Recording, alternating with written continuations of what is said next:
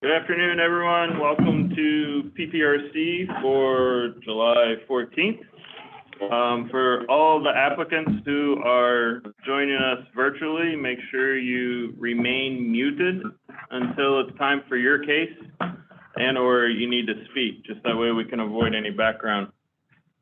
So what we'll do is we will start with the planner or the project manager here, who will provide a brief introduction, their comments, and then we will go around the room, which I will facilitate for the other various plan reviewers here.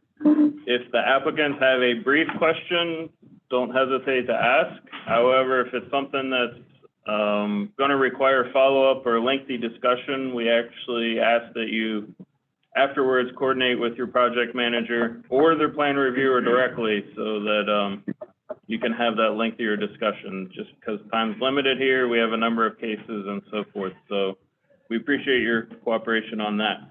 So the first case on the agenda will be the formal site plan review 22-03A, which is Chris. So if you want to get started. Yep. Chris Kimberly, Urban Design Planner. This is for the minor site plan amendment to both the hardscape and landscaping of the hotel AKA property at the 695 South Olive. My comments are posted in the system. I have just two main ones I'd like to go over. The first being that due to the alteration of the landscaping on this property, it will require a new or a amended maintenance agreement to be recorded and replace the existing maintenance agreement. And the second comment I have is the previous site plan approval had preceded our code revision case that changed or allowed for the substitution of public open space in private open space requirements. So staff had allowed this substitution in a previous approval, and as it was built today, it does not meet the current code regulations. So if there are any changes to the public open space on the ground level in terms of size, typology, measurements, and so forth, that may be subject to a DAC review or approval of a variance. So we ask that you remain within the parameters of what was previously approved for that location. And Ray, in landscaping, can elaborate more on some of the finer details of that. But that's all I had for zoning primarily. Okay, so I will start around the room and we will begin with Vince Noel for survey. My comment was the same as Chris's to the maintenance, right-of-way maintenance agreement will need to be revised as well. So that was it. All right, Rick Rossano, did I see you walk in? Yes, sir. Oh, there you go. Rick Rossano for engineering. Yep, just one comment. It's in the system. We're looking for a summary of any impact on city infrastructure. Okay, Rick, and you may need to be a little closer for them to hear you, but just a heads up. Okay. Mark Curley, Public Utilities. Yes, I just have one comment asking for plants not be planted on top of the water valve boxes or meter boxes. Okay, that's it? Yep. Michael Technile, Public Utilities. No additional comment. No comments? Okay. Matt Hijazi, Public Works. No comments by the board. No comments. Tracy Ward, Stormwater. Like to get a change in pervious and impervious area. Okay, is that it? All right. Robert Brown, Building, just in time. No comments from building. No comments. Seville for Art. No, I think I reminded you guys that you are subject to the art requirement. I still need that art assessment application. Pete, did you hear that? You just email me and I can email it right to you. So I can just keep that moving forward. Okay, we'll do that. Yeah. Okay, thank you. Tom from Parking's not here, is he? Peter Leduc for Fire. No objection. No comments. Ray Caranci, Landscaping. Yes, good afternoon. Yeah, as Chris mentioned, any changes to the the hardscape and the layout of that public open space is gonna cause some issues of revising that, with current code requirements. But, I think if you can work within what the current approval is and just change, if you want to change the plant species as you are doing on the upper levels, you know, that's a lot easier, to do that way. The other part of that is that there's underground, components to everything that's here, including the structural soil, which would have to be adjusted and or moved around, depending on what you were doing with the hardscape on the surface. So that's another complication that's gonna have, if you want to relocate the hardscape areas, you're gonna have to provide us with how you're going to, adjust the underground requirements. There was a couple other minor comments with how things are structured, but what I want to emphasize is you're amending what was already approved. So if you can start with the approved plans and duplicate everything onto the new plans and just indicate anything that you're changing, that would go a long way. You won't have to reinvent the whole thing. Just use what all the calculations and everything were from the original approved plans. And if it comes down to just changing the plant species, it makes it very easy. Okay, is that it? Yep. All right, thank you, Ray. Denise here for law? Nothing here. No comments? Angela, planning? Okay, Rick, development services? One comment I'm going to make to all the applicants today, we've got 8 vacancies in the department. We had 18 applications come in 2 days ago. To say we're buried would be an understatement, so I'm going to ask all our planners to stick to the development guideline, or the development deadlines that we've established. We have a schedule we've given everybody. Please don't seek relief or try to accelerate something if we can't accommodate it. So we'll work as best we can. But we ask all the applicants to stick to that schedule and those deadlines. Okay, thank you. So Chris, did you have anything else, or Pete, any quick follow-up? Otherwise, you can follow up with the individual reviewers or coordinate through Chris.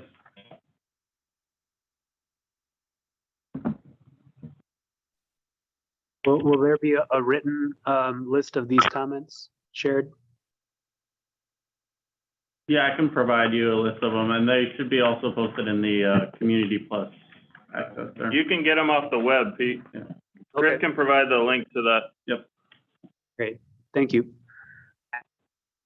Okay, thank you. So we will go on to number 2 on the agenda, which will be Kevy for formal site plan review, case 22-09. So Kevy, if you want a quick introduction and then provide your key comments. Good afternoon, everyone. Kevin DeFrank, planner with the Planning and Zoning Division.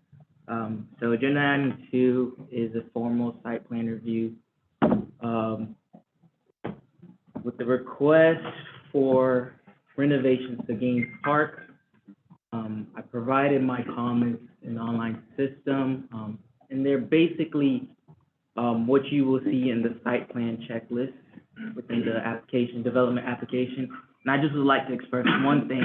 In order for me to do a proper review of this application, I need you to provide me with information that shows me what's existing in the park and what you guys are proposing to change. And that's pretty much it. Okay. You good? Good. All right. So we will go around the room. Vince Noel, survey. Vince, well, my comments are in the system. One question I had about the Wesley portion was answered by Lorenzo as to what was being demoed and what was staying in place. So, and that's it. Okay. Rick Rossano, engineering. Comments are in the system. They're pretty standard. If you have any questions, you can contact me or Lorenzo, or he and I can get together. That's it for me. All right. Mark Early, Public Utilities. Yes, I had a list of comments. Most of them were just related to basically showing better on the civil plans, what's just actually there, making sure it's what you need. That's it. All right. Michael Techno, Public Utilities. Yeah, there's no issues with the proposed utility work. I would just ask that you submit the level of service calculations so we can evaluate the impacts. All right. Matt Hijazi, Public Works. Yes, as far as the, those, level of service analysis is part of the application process, so that's something I'm expecting to see, but, I did pass the review of the conditional approval, and we had a discussion about the, potential addition of a, enclosure for the dumpster. For Gaines Park? For Gaines Park, correct. So with that, pretty much, that's all the comments I have. Okay. Tracy Ward, Stormwater. I commented on the system, I thought on some sort of plans, I saw some clay drainage pipe, like roof drains or whatever that, if you come across those, I'd like to get it replaced. Okay. Robert Brown, Building. Okay, so I found the plans difficult to determine what was existing and whether it's a remodel or new construction. So that needs to be clarified for submitting for building permit. Partial demolition or full demolition of the building will require a asbestos survey to go to the Health Department of Palm Beach County. There wasn't any parking space count, so we're able to determine whether any additional parking spaces are required for each of the building. That's pretty much it. I've given you a list of the separate permits that are required. Permits are online, those are the key comments. All right, thank you. Seville for Art. Yes, so this is, hits the requirement for public art, 1% for public projects. So, I'll work with you, Lorenzo. This is one that I know we are going to put art in, but I'll still need the 1%, and then I'll put that aside towards that, and we'll figure that part out. I have a question for you. When you base the percentage based on the Total construction, so. cost, just construction costs, right? Right, so, demolition is out and site preparation is out. All right, good. Just Could you construction, take- hard costs, basically. Could you take funds out of the Art Light program because it's a city project and, So the way the ordinance is, 1% of any Right. public city project right, still goes in there. And what I do then is I pool it so that, in this case, I'm pooling it with already existing funds to put more towards public art into the park. okay, okay. So I'll probably do a match. Let's say it's 100,000, I'll match it or go higher. But it still needs to go through the process. Yeah, understand. Okay. Peter Leduc, Fire. Yeah, Fire has no objections. My comments are basically for the, permit submittal. Don't have no concerns, regarding the configuration of the proposed site. But if you have any questions on the individual, comments, then just reach out to me with my email and I'd answer them back. Those are my comments. Thank you. Thank you. Ray Caranti, Landscaping.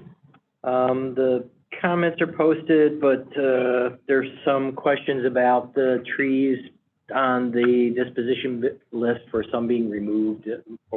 If there's any, with the native ones, we'll have to have an arborist report on condition and relocatability.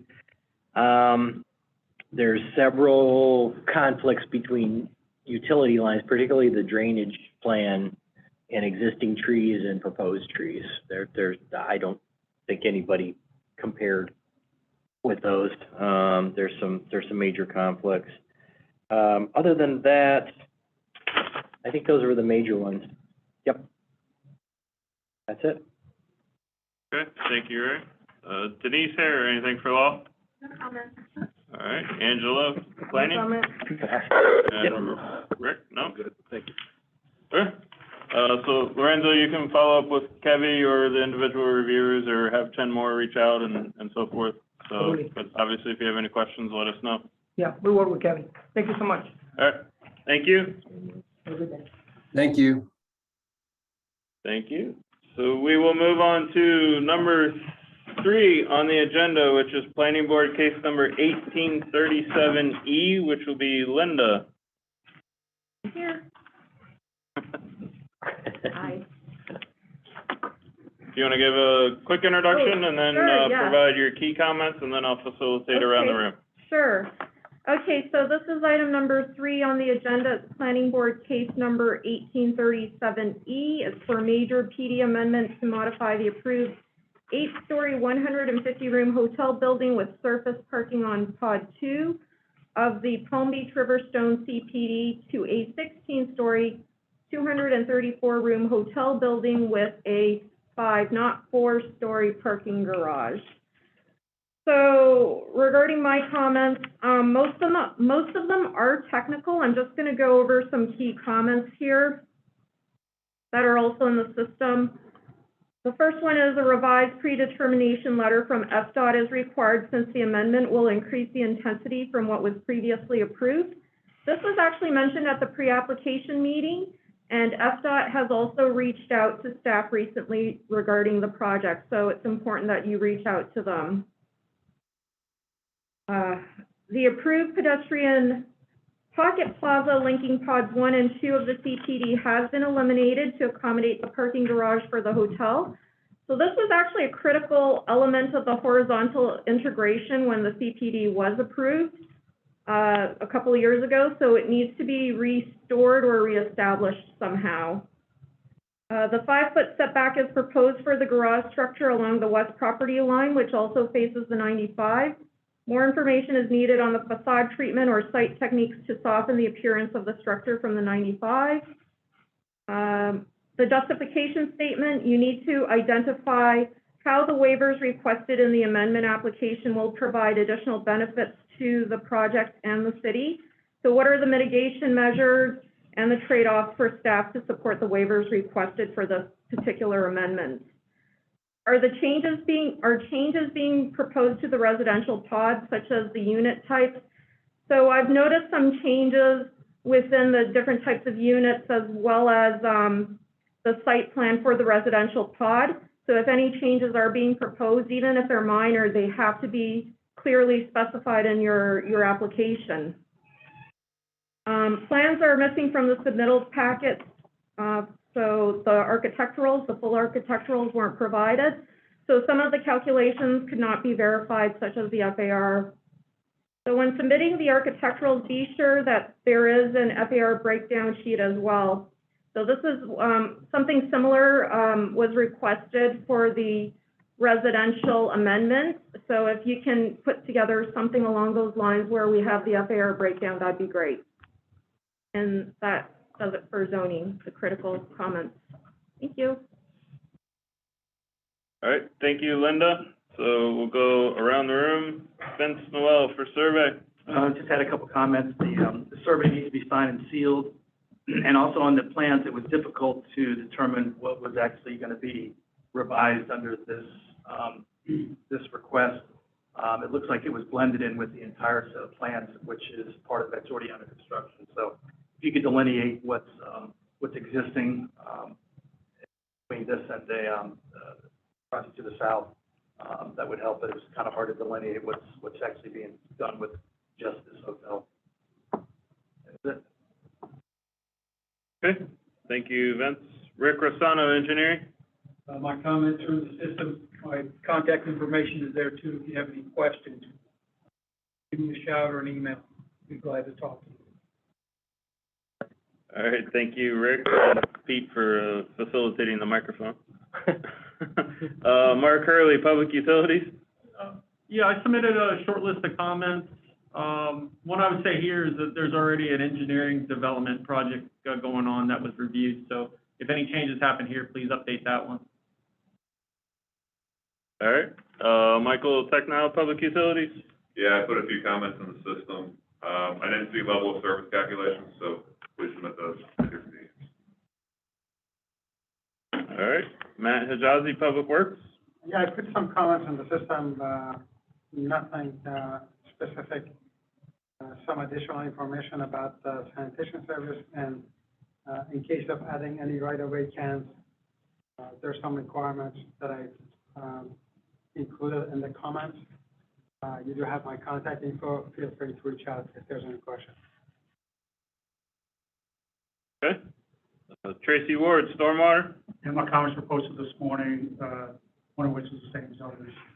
Any changes are proposed for the southern site, please identify those. Okay. Robert Brown, Building. My comment's going to be the same as the previous configuration. I'll just run through three that are changed though. With the additional number of parking spaces needed, I see accessible parking spaces, 2 of them surface parking shown on the plans, but the parking garage itself, there's no plans to show us where those additional accessible parking spaces are going to be. Also for van accessible parking, again, that's not shown on the plans for the parking garage, so couldn't determine if they're sufficient. Also, there's going to be any electric vehicle charging stations. 1 in 25 of them needs to be accessible. That's it. Your comments are the same as last. Okay, thank you, Robert. Sibylle for Art. No, I put my comments in this, so. Okay. Peter Leduc for Fire. Yes, Fire has no objections to the proposed, however, there are quite significant comments, mostly related to the life safety impact that you have on your systems. Each of the comments are laid out. If you have individual questions on them, or if you like review before you resubmit for your building permits, then you reach out to me, my email with maybe some PDFs and the questions you have. But I think the changes are quite significant to the life safety that I think has been quite evaluated. That would need that evaluation. That's my comments. Thank you. Okay, thank you, Peter. Ray Caranci, Landscaping. Good afternoon. I wasn't able to complete a complete review on this because the one landscape sheet that was provided was not complete, and there were a couple sheets missing that were not included with the review that were referenced. So we need to get that a complete plan submitted, and I was requesting that to cloud all the changes proposed on that landscape plan so that we can tell exactly where the changes are. All right, thank you, Ray. Denise Hare for Law. No comments. Angela, anything for planning? Just a quick comment. I know Linda put this in her report. Did you talk comments about the cross access for the loading? Oh, no, it's in the comments. Okay. Mhm. One of the things that, I don't know if Vince noticed, that basically, in order to load into the hotel, they have to actually go in the gate, in the actual residential development, around the parking lot to get into the loading bay. So that's one important note to show us. I mean, we're not quite understanding how they're gonna do that. I don't know if it's cross access to go through, because I'm assuming it's gonna be separate properties. They go through, because you're leaving the main road and you're going in to come around that. So that's one thing to please, just tell us how that's gonna work. And if it requires anything, cross access, make sure you get with Vince, and we can do that as part of this, review and approval. And the second thing is, Linda's already talked about the connectivity. We approved this based on the connectivity between the Wawa, the hotel, and the residential. And we just need to see how that's gonna be reestablished, because you're not doing the parking garage now. So, as she stated that one time before, but please show us on the resubmittal how that's gonna be, done now with the new parking garage. That's an important point of how you guys got, your original approval. That's it for me. Okay, thank you. Rick, anything for Development Services? Reiterate, Linda, you weren't here, but I said, given our workload, I want everybody to adhere to the development deadlines that we've got. If they can't make it, we're gonna have to push them to the next meeting, so just be very cognizant of that. Is there any update on the Wawa, just speaking of that? It's under construction. Okay, so Yeah. we're good now. Mhm. Okay. Rick always worried about his Wawa. All right, Meredith, do you have any quick questions? Obviously, you can follow up with Linda or the individual plan reviewers, but if you have anything, you'll need to unmute. Yeah, I'm good for now. I'm just taking notes for Roger and, we'll circle back if they have any questions. Sounds good. All right, great, thank you. Thank you. Okay, so we will move to number 4 on the agenda, which, I don't know if you want to do number 4 and 5 together? Yeah, we'll do number 4 and 5 together. Those are, formal site plan review 22-10, as well as planning board 1923. So, Kevy, you can do a quick introduction and then your key comments, and then I'll go around the room. Yeah. Hello again, Kevy DeFrank with the Planning and Zoning Division. So the two items, 4 and 5, are formal site plan review for a mixed-use development project, which includes 200 multifamily units and over 1,500 square feet of non-residential. And the agenda item 5 is the related alley right-of-way abandonment.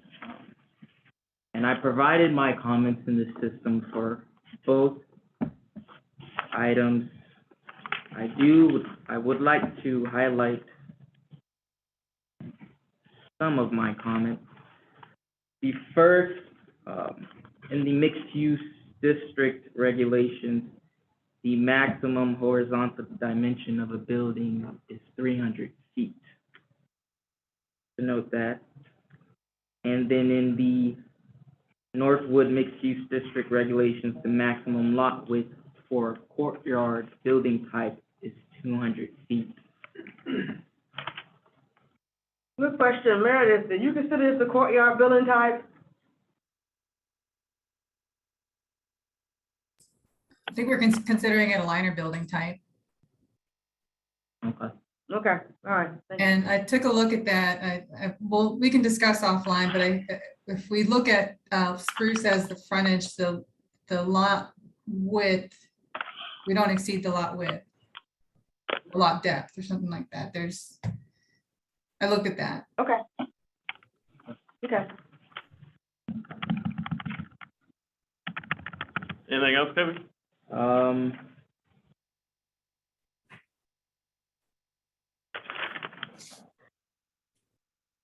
And then review the open space requirements.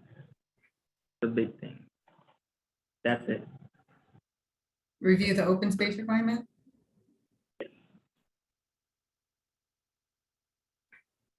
Okay. So we will go around the room. We'll start with Vince Noel for survey. Vince Noel, my comments are in the system as well too. Standard policies, we'll get a quote for the appraisal for the alley abandonment, from Anderson and Carr. I believe he may have already sent one to me, it might be $1,800, but I'll confirm that. So we'll need a check made out for that amount, as soon as I get it, clarified. In which case, the applicant will pay for that, and then we'll have the appraisal, and we'll go from there. As you know, the water and sewer will need to be rerouted. We met with Rick Kennis on Tuesday of this week, because the layout that he had in his original submittal is not gonna work for us. So we discussed it with him, and he was gonna take that back to the ownership. So, replat will be required at some point, probably prior to CO. A few other standard comments on it. Other than that, that was it. Vince, this is Rick McKennis. I took it back to ownership. They thought your ideas were reasonable, so we thought we'd proceed in that direction. Okay, good. We're still working on it from our end to see how the remainder will be funded, so that's something that still needs to be worked out. Okay, thank you, Vince. Rick Rossano, engineering. My comments are in the system. Rick, they're pretty standard for first submittal like this. Just give me a call or email if you have any questions. Thank you. Thank you. Mark Hurley, Public Utilities. I submitted a list of comments. The only one I want to mention here is that the property owner would be required to record a backflow covenant. That's all. Okay. Michael Technow, Public Utilities. We met on Tuesday. I don't have anything additional to add. All right. Matt Hijazi, Public Works. Yeah, I put some information regarding, sanitation service, and, for a first submittal, pretty standard information. You do have my contact info. If there's any questions, feel free to reach out, and probably more comments will follow for the next submittal. Okay. Tracy Ward, Stormwater. Yeah, my comments are in the system. Mostly I'm asking for cross sections from the building face out to the center line of the right of way. For the alley abandonment, you'll need to accommodate any drainage that's coming toward that, and the alley has to be abandoned. All right, thank you, Tracy. Robert Brown, Building. Good news is I have no comments on the right-of-way abandonment, but I made up for it on the building. Vince, you got a replat coming? Yes. Yeah, so, unity of title comment, you can ignore that if you address, Vince's comment. Location of accessible parking spaces. You got 3 parking spaces on level 3, but there are regular parking spaces that are closer to the building lobby and the elevators and the retail space. So that's something you should look at with respect to location of accessible parking spaces. So, 1 in 6 of the accessible parking spaces needs to be van accessible. While providing electric vehicle charging stations, 1 in 25 would need to be accessible. Parking garage is an enclosed parking garage. Consider some noise attenuation on the ventilation system. We've had complaints in the city before with respect to the noise from the fans. If the retail space is going to be a restaurant, the grease interceptor is required, and I've given you contact information for our chief plumbing inspector for sizing of that.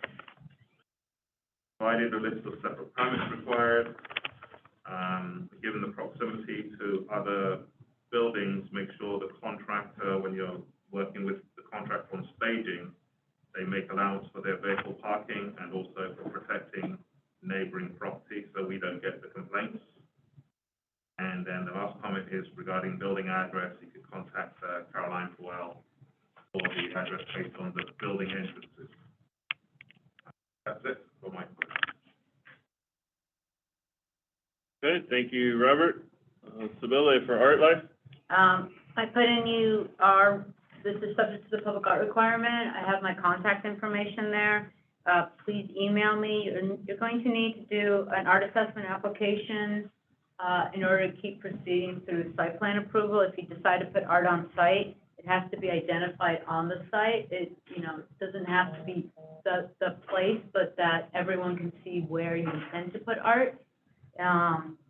So I need those things done. So again, my contact information is there, and if you could please contact me, I'll walk you through the whole process. There's a reference to a mural, but I know they still have to go through you. Yeah. Okay, thank you, Sibylle. Peter Leduc for Fire. Yeah, Fire's got no objection to the site plan. My comments there are more related to the permit submittal and review. Prior to permit, if you have any issues, reach out to me on my email. And Fire has no objections to the abandonment. Thank you. All right. Ray Caranci, Landscaping. My comments are in the system. I just want to hit on a couple highlights, which is the existing streetscape is going to be replaced with something that meets the current code requirements. So several comments on that. And on the open space, it needs to have a comprehensive plan shown of the type of open space and how the requirements are met for that type of open space. You got to have the calculations for the area required, and then what is provided, and all of your required points for that type of open space on one plan, so that we can verify all that. Artificial turf. Okay, and then, basically there's going to be buffers are going to be required on the west property line, the south property line along the alley that will remain, that's not being abandoned, and the west property line adjacent to the access road that goes there, that will connect to the alley. How that's going to integrate into the individual units, I think we can make that work. But if you have questions, I'll be available to meet separately, I think, probably with Kevy, so we can try to coordinate these items. Right away on 25th and 24th Street are FDOT right away, so we'll need some kind of preliminary review of any streetscape within the FDOT right away. I think that's the major points, but if you have any other questions, let me know, but I think we should probably have a separate meeting just to try and get everything clarified. Okay, thank you, Ray. Denise Hare, anything for law? No comment. Angela, anything for planning, zoning? No comment, one comment is the fact that I guess Ray's right, he need to meet with, Kevy. I know when I initially met with you guys, only a couple of waivers, but we need to see where you guys reading the code as opposed to where we reading the code and see where we're missing it at, so we can meet with that. So let's set up a meeting with Kevy and Ray, and then I'll just come in at that point so we can have that discussion. Good. Rick, Development Services? Reiterating the same earlier comment about the schedule. Okay. Meredith, any quick questions or follow-up? Otherwise, it sounds like you need space with Kevy and... Yeah, on the major items, we'll follow up with Kevy and Ray and Angela. I'll need clarification on the process. I know that the what is variance, what is waivers? We cited a couple things as waivers, but if you disagree and think that they should be variances, we'd like to know. And then as far as at what point do we need to put the justification of those variances in our justification and apply for the variances? Do we wait till we get cleared to go to public hearing before we submit the application formally for the variances with that justification? Any clarification on that? Remember, we changed, the code went on first reading for commission on Monday night, whereas planning board will review all projects now in mixed-use districts. Mm-hmm. So basically, this will be a special review project. Everything be done at one time, at one hearing in front of planning board. So variances, which are numerical and dimensional, that's a variance. And waivers would be anything else that's not numerical dimensional. That's the difference. So anything you need that's not numerical or dimensional, waiving of the code, that's a waiver. Everything else will be a variance. So I'm still working on that process. It should be approved by commission on the 25th, I think it is. Yes. Then once that, I get a process and what you guys need to do. So you got a little bit before you get to ready to go to planning board anyway. So we're still working on that, but that will be going to planning board for one hearing. Okay. Just making sure I don't have to put the justification of all the variances or waivers if those are not set in stone in the next resubmittal. Just yet. And then the second question that I have is for as far as parking, if we're displacing on-street parking, do we need to coordinate with the parking administrator if they're not metered, or like how do we go about getting parking sign off on the project? Is it existing parking that's there today? There's no. There's already parking on both sides today. I know it's not metered. I brought up a comment on that where the road's going south to attach the alley. Looks like it displaced a couple, so I have some talk to planning. Oh, okay. And parking. Engineering and parking. Yeah, parking's not here, but yeah, you probably contact them. And traffic, I'm sure, has comments. Yeah, Meredith, reach out to Ed Davis. He's our parking administrator. Okay.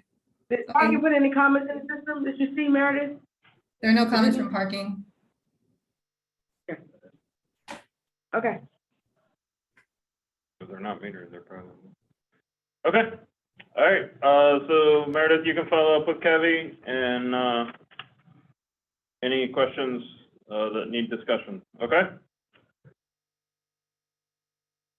So we will go on to number 6 on the agenda, which is formal site plan 22-08. Meredith, I believe this is yours as well. Eric is the project manager for this. He's out on vacation, won't be back until, I believe, Monday.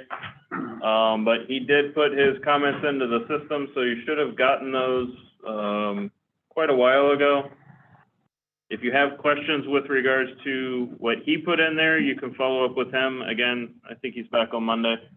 Back tomorrow, actually. Tomorrow. Oh, tomorrow. Hopefully you can call him when he comes back tomorrow. No. Only Eric does Friday. But it's for the mixed use, or 25-story mixed use project at 401 South 60. So, I'll just go ahead and facilitate around the room. We'll start with Vince Noel for survey. My comments are in the system as well. The two major ones I had was the survey plans and acreage needs to be revised to reflect the previous acquisition by the city and DOT maintenance maps. It's shown as being area claimed by the city, but it's not left out, and unfortunately those areas have been taken, vested in by virtue of state statute, so those need to be removed from the overall acreage of the project.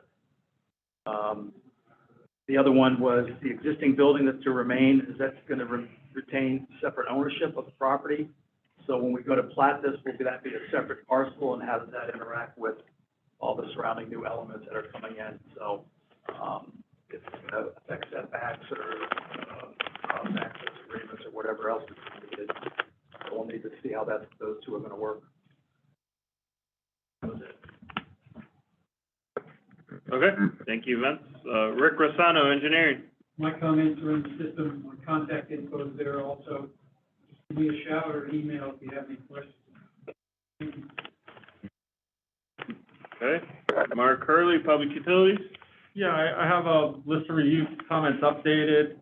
One notable one to mention was that it looked like pavement restoration would be needed on 3 of the surrounding streets, but I didn't see it specifically shown on there, on the plans. That's it. Okay. Michael Technow, public utilities. I had a list of standard comments, so just please review them and let me know if you have any questions. Okay. Matt Hijazi, public works. Same here, some standard comments, and nothing specific to highlight. Okay, thank you. Tracy Ward, stormwater. Yeah, my comments were added during lunch. I guess I have one question. Is lot 1 supposed to be subdivided? Wasn't part of this development? Sorry, couldn't hear you. Is lot 1 proposed to be subdivided from the rest of the project? Lot 1, the 401 building? One in the corner. Yeah. So it'll be a replat, and we have not, I have not discussed that with ownership just yet, of how that's going to be, how that's going to work. Okay. It appears there's some improvements proposed on that lot. So, somehow, the property owner is in agreement with whatever's being proposed. Okay, thank you, Tracy. Robert Brown, building. Building comments are, I'll touch on the main ones. For the demolition of the existing buildings, asbestos surveys will have to be submitted to the Health Department of Richmond County. My favorite topic, accessible parking spaces. On levels 2, 3, 4, 5, and 6, you're showing only 3 accessible parking spaces. Fair Housing Act would require 4 on each of those levels or distributed through the building.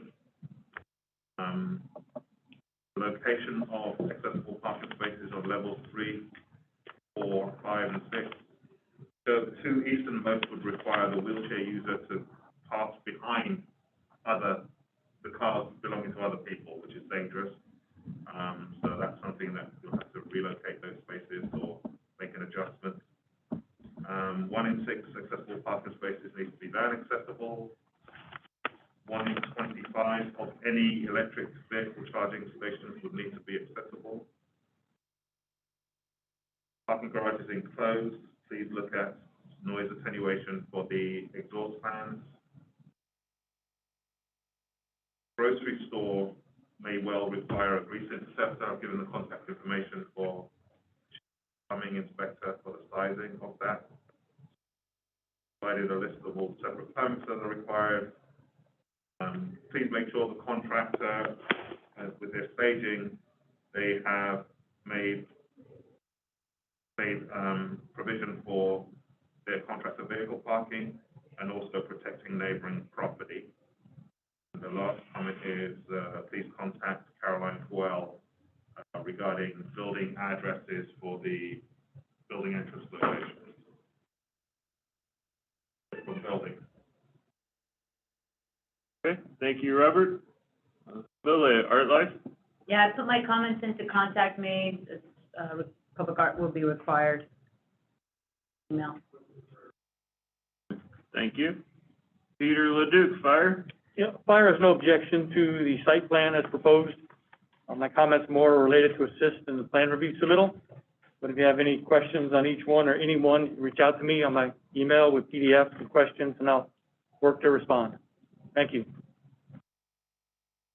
Thank you, Peter. Ray Caranci, Landscaping? My comments are in the system. Regarding the tree disposition, there was a previous project approved on part of this block, which contained another tree inventory on it. So one of my comments was to give us a comparison was there with that survey and approval and may not be there now. So if anything has died or is missing, we need to know what the differences are from what exists now. And of course, this project is going the entire block, so there's additional trees on that inventory.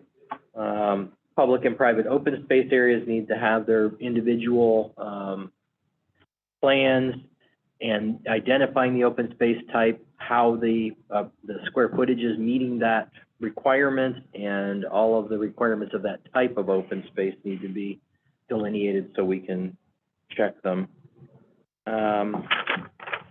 Street trees, there's some big gaps in what was submitted as far as street trees. Street trees are meant to be continuous along all of the property edges. So if there's any questions on any of these, get in touch with me. We could meet separately if needed. I know Eric has some other things, so if that needs to be a meeting with Eric and myself, that would be fine. Okay. Denise Taylor Law? No comment.